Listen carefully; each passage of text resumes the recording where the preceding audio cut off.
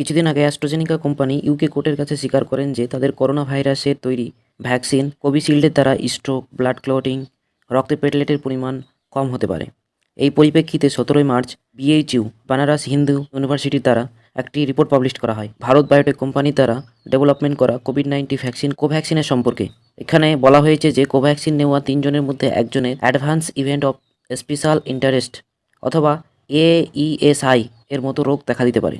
বানারস হিন্দু ইউনিভার্সিটির এই সার্ভেতে প্রায় 1024 জন ইন্ডিভিজুয়াল কোভ্যাক্সিন প্রাপ্ত ব্যক্তি অংশগ্রহণ করেছিলেন। তাদের মধ্যে 926 জনের সার্ভে করা হয়, যার মধ্যে 624 জন ছিল অ্যাডোলেসেন্স এবং 291 জন ছিল অ্যাডাল্ট। এই সার্ভে অনুযায়ী যারা Bharat biotech anti Covid vaccine Covaxin গ্রহণ করেছে তাদের 1% লোকের AESI স্ট্রোকের মতো সম্ভাবনা আছে।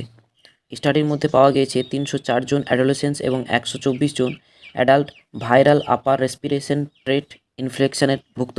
এছাড়াও অ্যাডোলেসেন্ট 926 জনের মধ্যে 1% লোক AESI স্ট্রোকের মতো সম্ভাবনা আছে। অ্যাডোলেসেন্সের মধ্যে 10.5% নিউ ওয়ানসেট স্কিন, 10.2% জেনারেল ডিসঅর্ডার এবং 7.4% নার্ভাস ডিসঅর্ডার লক্ষ্য করা গিয়েছে। 4.6% মহিলাদের মেনস্ট্রুয়াল অ্যাবনর্মালিটিস লক্ষ্য করা গিয়েছে। গঙ্গারাম হসপিটালের cardiologist senior consultant doctor Ashwini Mehta এর সাইড ইফেক্টগুলি ভ্যাকসিনেশনের 40 থেকে 45 দিনের মধ্যে লক্ষ্য করা যাবে বলে জানিয়েছেন। এর কোনো লং টার্ম এফেক্ট আছে কিনা এ ব্যাপারে কোনো পরীক্ষা করা হয়নি এখনো পর্যন্ত। চলো দোস্ত, এই ভিডিওতে এই পর্যন্তই। দেখা হচ্ছে নতুন ভিডিওতে, ততক্ষণ পর্যন্ত টেক কেয়ার, বাই বাই।